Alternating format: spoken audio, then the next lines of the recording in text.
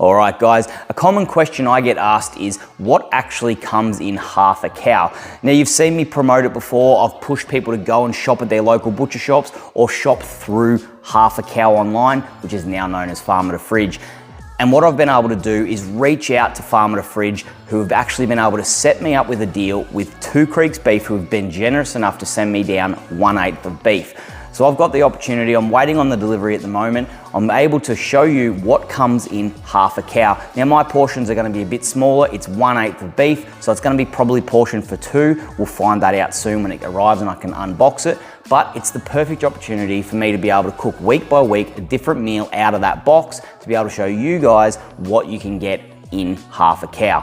And you can then take the option and dabble with it and buy a 1/8, which is around about that $400 to $500, or start to scale up into quarters, sides and whole bodies.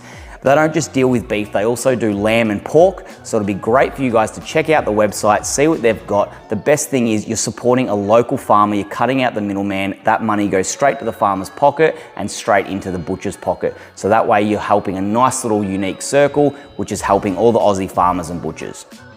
Okay, you would have heard that doorbell just ring. I'm sure it's the beef. I've been sent an email to say that it's on its way. It's being delivered today. I don't expect any other packages, so let's go check it out and see what it was.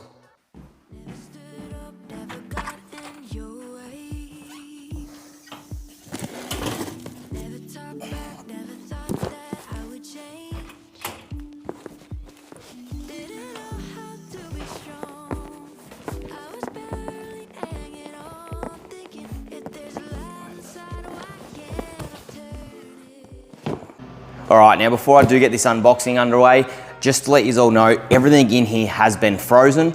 Now, generally when you do get your order through Farmer to Fridge, you'll place an order with a farm that's close by you, and then that'll alternatively use a butcher shop that's close to you as well. But we've been lucky enough to have Two Creeks Beef send the meat down for free of charge. So with these guys sponsoring the video, obviously the meat had to travel a bit further, so we have put it in the boxes frozen rather than fresh. But on the cut list, that will be an option for you to be able to choose fresh or frozen, and that'll all be dependent on the butcher shop and the farmer that you choose and how far away it is from where you live. All right, let's get these open.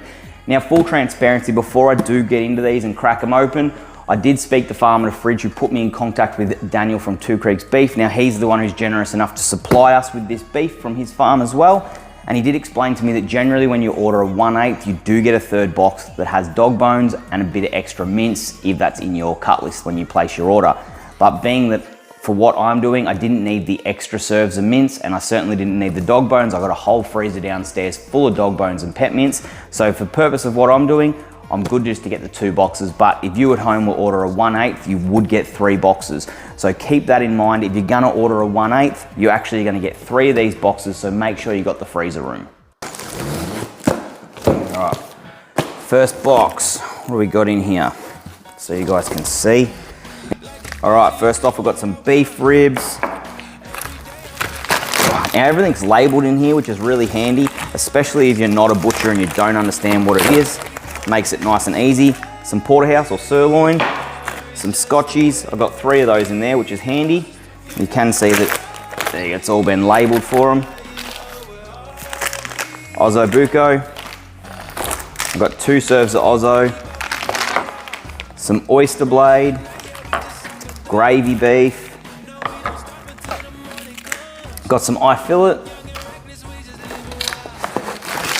Some T-bone there. Some rump steak. Round steak. And there we got some chuck. Don't have a hammer on board, so we'll do that.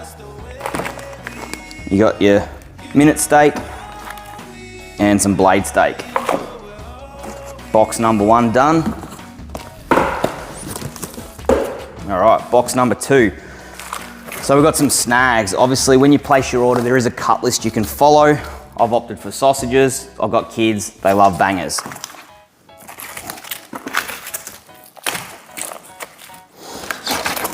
Mince, obviously. Now you can opt, I know when you do fill out your cut list, you can opt to get mince or a burger mince. So obviously the burger mince is gonna have a bit more fat in it. Fat is your friend, it's not bad for you, contrary to what people say. So if I was you, I'd opt for the one that's got a bit more fat in it rather than going super lean, but depends what you're into. A little bit of brisket and some Silverside. Now, in saying that, with the stickers, I know James from Farmer to Fridge has been toying with the idea of getting all his own labels and stickers made up so that he can actually send them out to all the individual butcher shops that are on the actual platform. Now, when you do place your order through a farm, it obviously has its own unique butcher shop that you choose that's nearby, and those butcher shops actually can customize and change the cut list. So what I've got here may not be exactly what you get because that will be dependent on what you select on the cut list available for that shop. But the same process is available across the board. This is a 1/8, that it's a perfect pack if you're not really sure what you want to do and you just want to dabble with getting an order through Farmer to Fridge. It's a really good size, it's packed for 2, and obviously as you go up and get more and more quantities, as you go through from 1/8 to a quarter to a side and so on, your quantities are going to get bigger, and that still comes back to your cut list. You can opt to have that packed for 4, 5, 6 or 2, but 1/8, like I said, perfect size for a couple. All right, Silverside. Now this one's actually fresh, it's not pickled, but this is going to be the first thing I'm going to be cooking out of the series of cooking my way through half a cow.